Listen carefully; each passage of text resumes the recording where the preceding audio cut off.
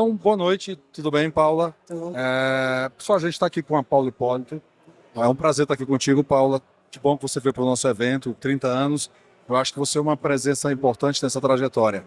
Eu queria começar perguntando um pouquinho, falando em trajetória, né? A gente está falando de 30 anos, conta um pouquinho como é que foi a tua trajetória, o que te trouxe até aqui, o que te fez você chegar aqui.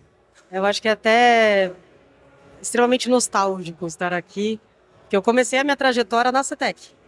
Então, eu comecei como estagiária, depois fui consultora por 2 anos aqui na CETEC, e aí depois acabei passando por outras empresas e em algumas delas eu levei a CETEC. Então, eu fiz os 2 caminhos, de estar dentro da CETEC como consultora, mas também de poder trazer a CETEC como um cliente. Eu lembro Né? quando eu estava entrando na CETEC, você estava saindo da CETEC. Já faz um tempo. A gente se encontrou em alguns clientes aí, eu acho que Sim. entrou em alguns para ele.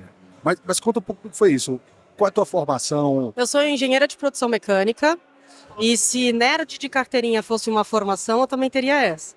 Então, eu sempre estudei muito, desde a CETEC, né, como Master Black Belt em Lean Six Sigma, que fez uma diferença muito grande na minha carreira, ter esses conhecimentos desde a base, mas também tenho MBA executivo no INSPER e uma pós-graduação em Harvard que eu terminei no ano passado, foi a realização de um sonho, justamente para trazer mais o tato do negócio para dentro do dia a dia.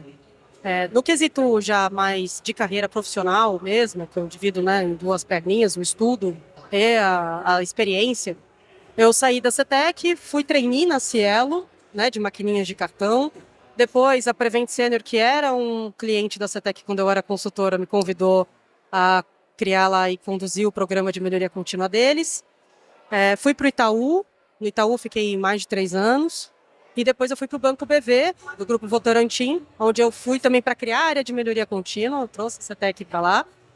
E agora, há pouco tempo, eu voltei para o setor de saúde, voltei um pouco para casa, né, que eu tenho muita paixão, e estou como diretora de estratégia digital e gestão de tecnologia numa empresa do setor de saúde, Bacana. com um desafio muito legal. Eu atuo muito na área de saúde, na minha vertical é a vertical de saúde. Como é que pode? Engenheira de produção, entrou no mundo do Six Sigma, assistência operacional, percorreu o banco, depois saúde, percorreu o banco, maquininha, área de serviços. Como é que é essa transição da área de engenharia e agora você está trabalhando em saúde? Sim, E trazendo inovação e tecnologia para a área de saúde, sim, que é algo um pouco difícil, né? Se a gente olhar a saúde do Brasil, ela no geral ainda é um pouco arcaica com relação a tecnologias, ou esse pensamento analítico que tenta trazer um aperfeiçoamento ao atendimento ao paciente. Como é que você saiu da engenharia para entrar agora, desaguando na saúde? Como é que você está vendo o mercado de saúde e essa inovação ou tecnologia dentro da área de saúde? eu acho que é extremamente natural, na verdade. Porque no final das contas, eu sempre brinquei que engenharia de produção, eu fiz engenharia de produção mecânica. A engenharia de produção mecânica e o Lean, pode ser o Six Sigma, mas como fundamento, ele nada mais é do que ter bom senso. Certo? É uma linha de raciocínio lógica, pragmática, para você resolver problemas. Ponto. Então, isso não é uma característica que depende do setor. Não é uma característica que depende da área dentro daquele setor. É literalmente assim que tem sido uma fortaleza para o meu crescimento profissional. Então, dentro mesmo desses segmentos que eu comentei, por mais seja financeiro, lá dentro eu fui CRM, que é uma disciplina mais de marketing, de divisão cliente. Eu fui operações, eu fui finanças, sem nunca ter sido finanças. Então, agora estou como tecnologia pela primeira vez dentro da área de tecnologia. Porque no final das contas você tem que saber de processos, pessoas e sistemas. Mas basicamente processos e pessoas, processos e pessoas, processos e pessoas. Então isso permite que um profissional que tem um fundamento mais forte nisso percorra qualquer área. Consegue percorrer qualquer um caminho. Exato. Mas aí trazendo para a saúde. Ok, processo de pessoas é o coração da Perfeito. saúde. Mas tecnologia dentro da área de saúde. Como é que você está vendo hoje a situação atual da saúde? Vai suplementar a saúde pública também, que queira discorrer. Mas como é que está a tecnologia hoje? Quais são as tecnologias que estão sendo implementadas? E o que é que isso está ajudando o paciente, no final das contas? Eu acho que faz sentido a gente comentar um pouquinho sobre um tema mais de digitalização, por exemplo, que fica mais fácil do público associar, porque todo mundo já foi no pronto-socorro, todo mundo já foi fazer um exame, né? É uma coisa natural do dia a dia. Espero que não com muita frequência, senão que a saúde está em dia. Mas como que eu enxergo? Eu enxergo que a própria digitalização ela tem algumas esferas. Tem a ótica do paciente, que é como que você agenda um exame. De uma forma simples, de uma forma digital, sem precisar necessariamente entrar em contato com o canal humano, onde você pode tirar uma foto da prescrição e já identifica quais são os exames que você tem que fazer, já sabe qual é a unidade mais próxima de você. Então, existe uma digitalização na jornada do paciente. E essa jornada começa em casa ainda. Começa em casa.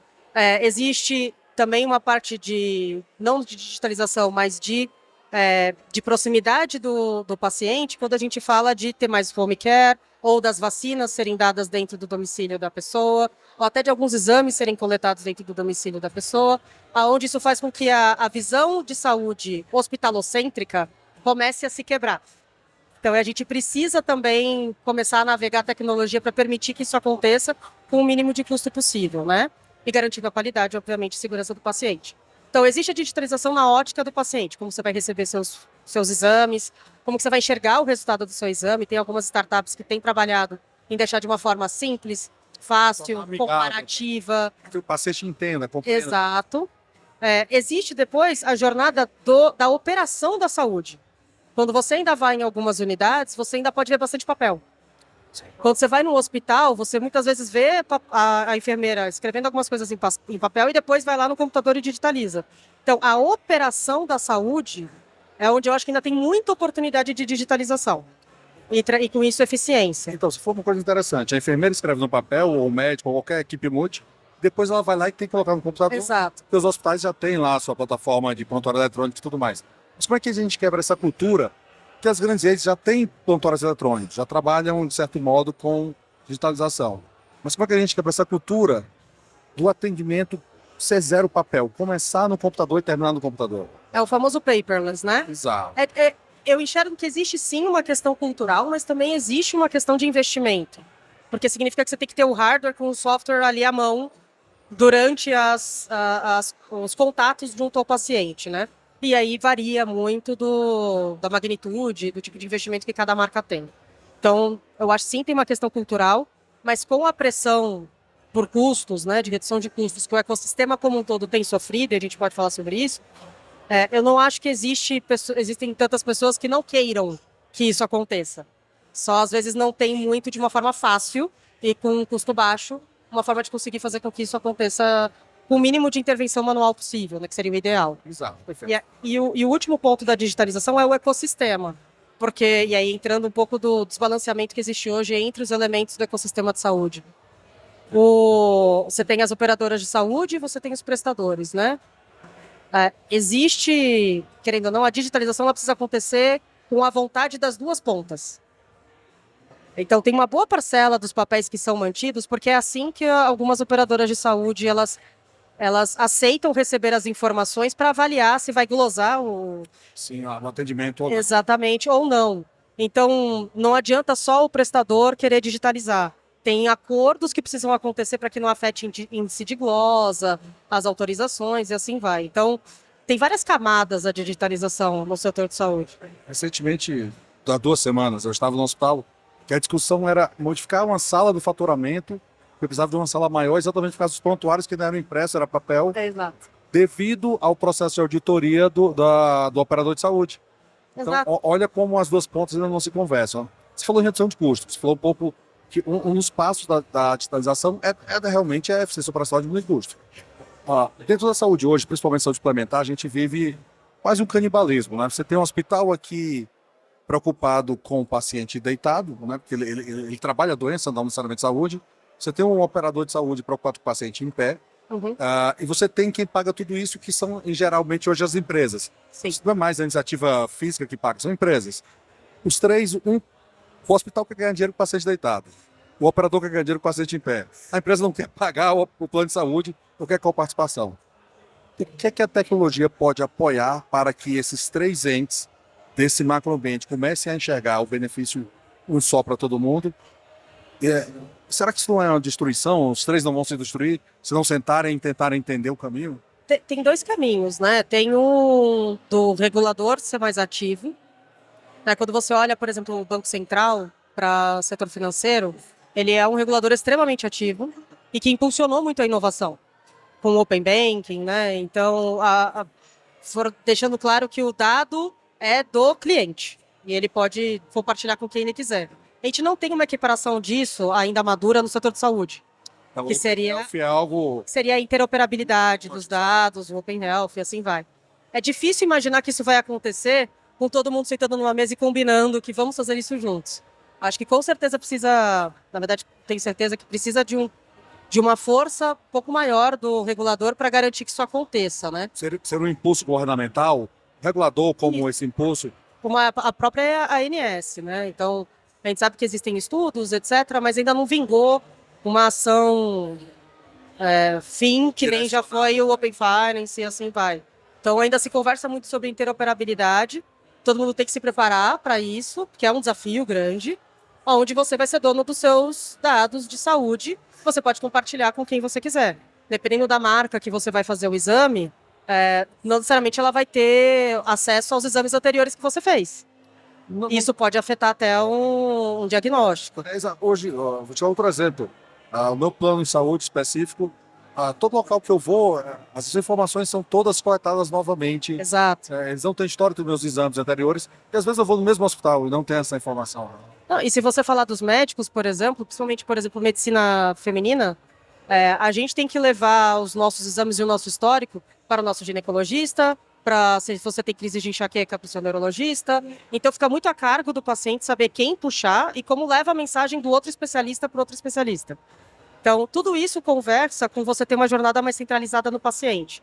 A gente chama isso de navegação, que é como que a gente ajuda o paciente a navegar esse ecossistema com o mínimo de custo possível e maximizando o valor para ele. Perfeito. Mas isso, de certo modo, não seria transferir para o paciente a responsabilidade do cuidado? Ou faz parte ele ter a responsabilidade do cuidado? Hoje ele já tem, a gente só não facilita a vida dele.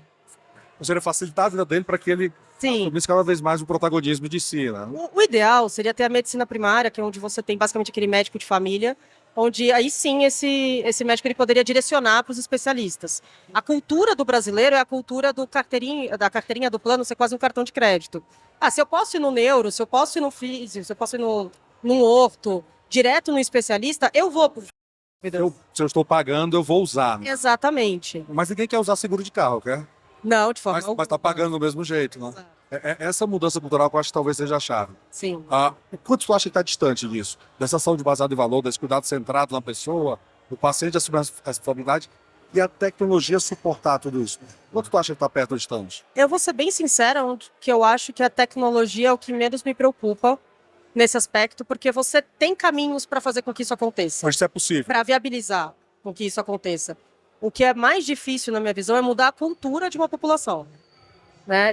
E mudar a interface, as relações entre as entidades desse ecossistema. Isso é muito mais difícil da gente fazer. Isso feito, a tecnologia para viabilizar isso é um problema só de execução.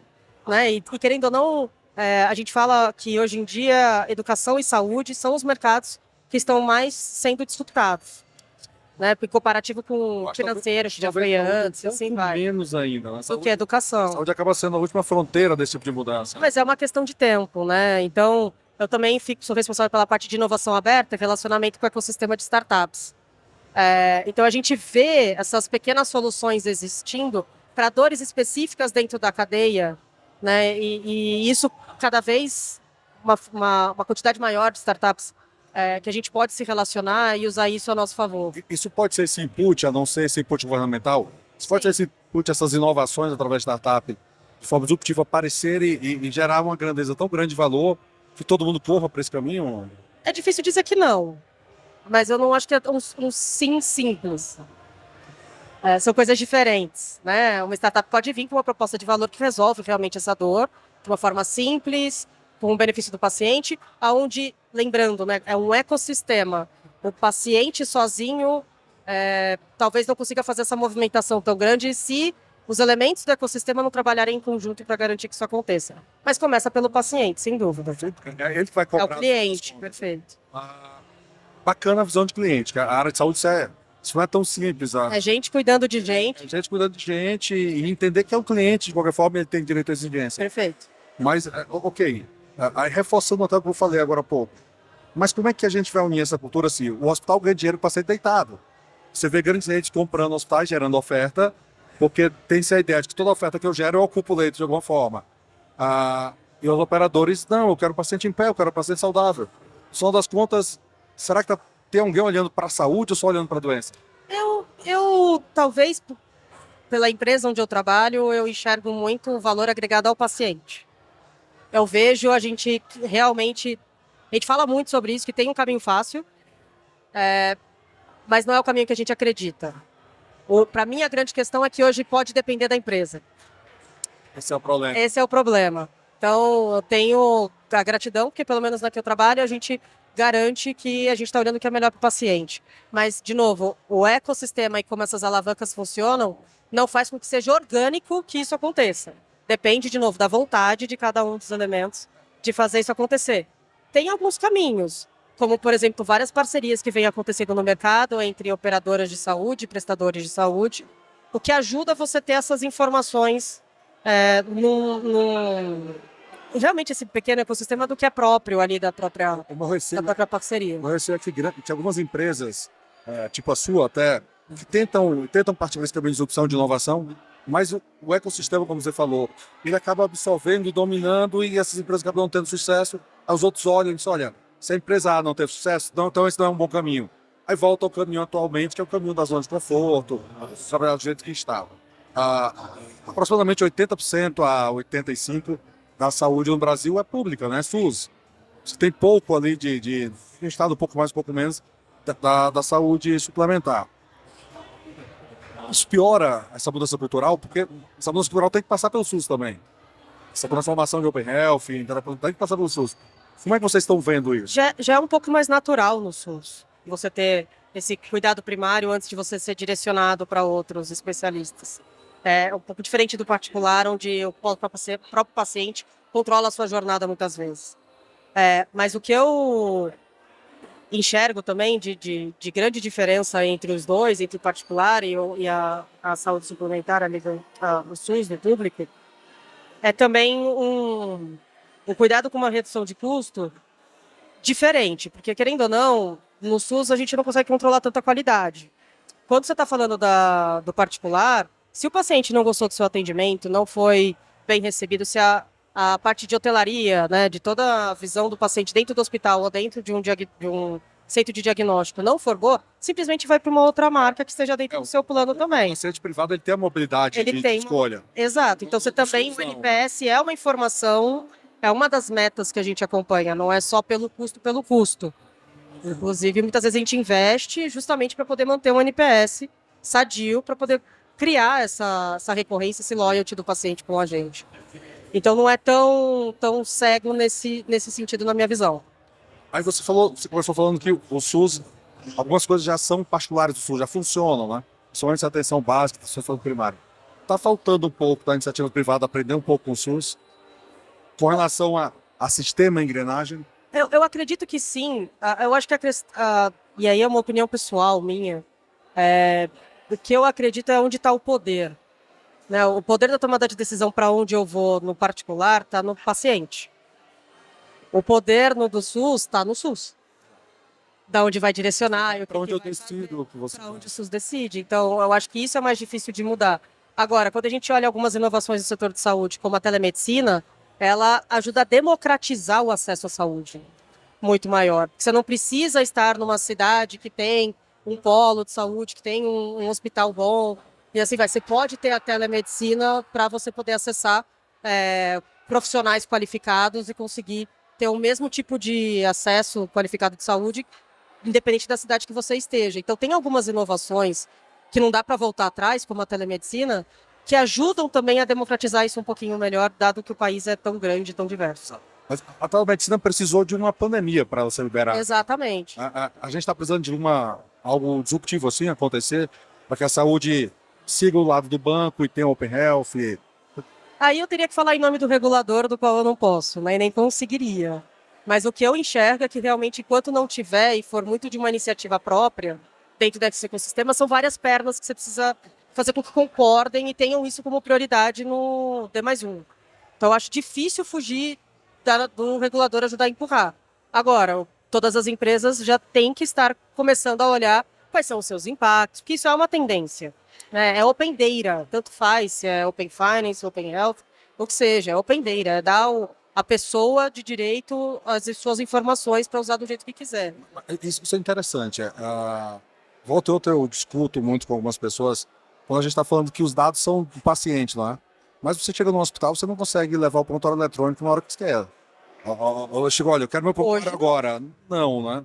Hoje não. Mas por que se o dado é dele, né? Não, mas é Deveria, que enquanto você não tem caminhos que nem tiveram no Open Finance, onde você dá o consentimento para aquela determinada empresa ter acesso ao seu histórico, né, que nem existe para bancos, não tem como isso acontecer, certo? Então, existe um passo antes, que é para cada organização, que geralmente é um conjunto de unidades, e assim vai, ou até de marcas, eles conseguirem correlacionar os dados ali internamente. Imagina quando for. Isso ainda não está super maduro. Internamente. Internamente ainda não está super maduro. Ainda podem acontecer algumas falhas. Imagina quando você expande isso para nível Brasil. Como que vai ser o acordo comercial? Então, por trás ainda está como essa informação vai ser transparente, como ela vai ser divulgada. Exato. Um exemplo, foi uma tragédia que aconteceu recentemente, o avião da Boa Paz. O primeiro diagnóstico inicial já foi divulgado, né? E o relatório ele é esmiuçado por todo mundo. Na área de saúde, será que não falta essa transparência na área de saúde? Todos os acontecimentos, fatos positivos ou negativos que acontecem dentro dos hospitais.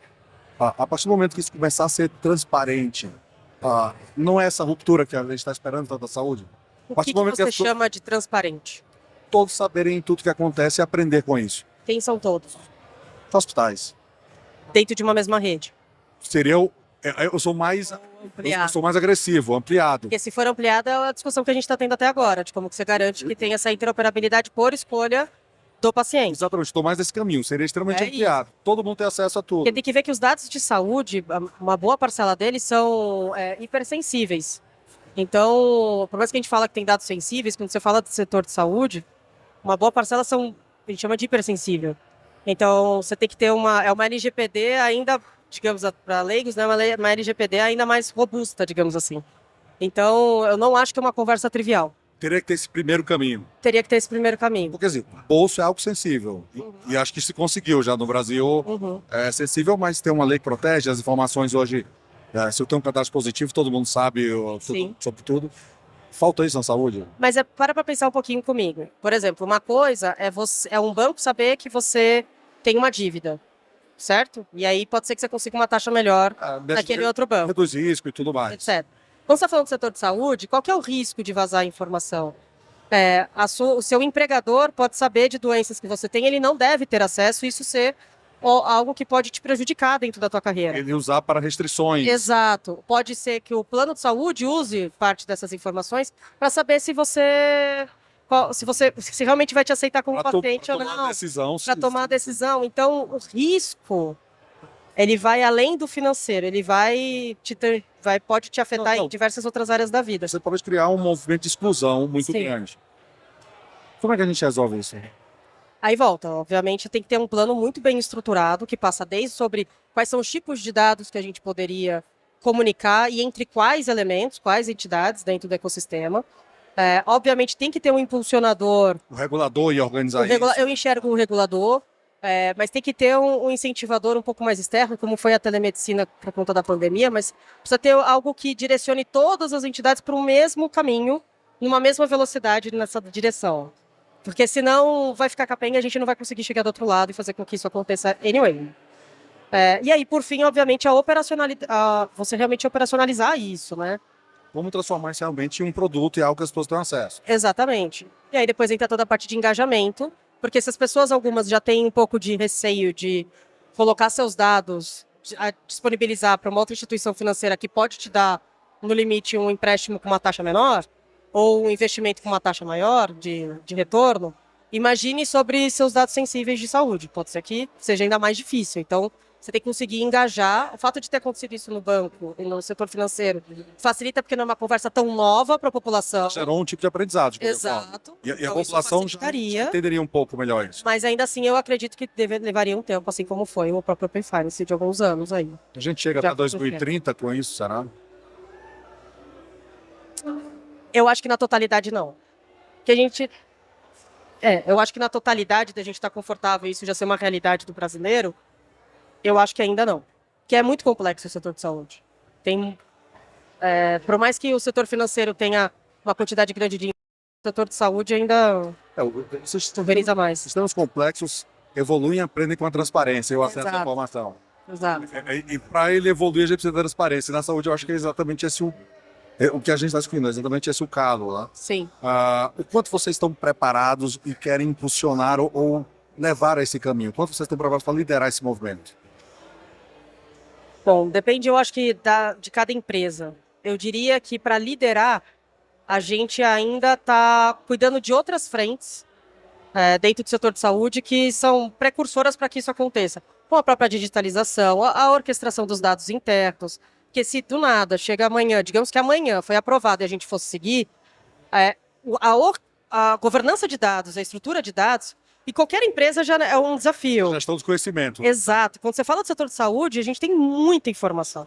Então, estruturar isso é uma coisa que naturalmente a gente está fazendo. Mas dizer, não, a gente já está preparado para caso isso aconteça, eu acredito que seriam pouquíssimos, se algum pouquíssimos, que poderiam bater no peito e falar, deixa comigo que tá tranquilo.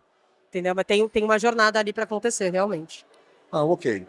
Paula, que bom falar contigo aqui. Obviamente que esse assunto que a gente puxou é extremamente complexo, a gente vai falar no que a gente tem disponível. A gente vai bater muito papo sobre isso ainda, com certeza.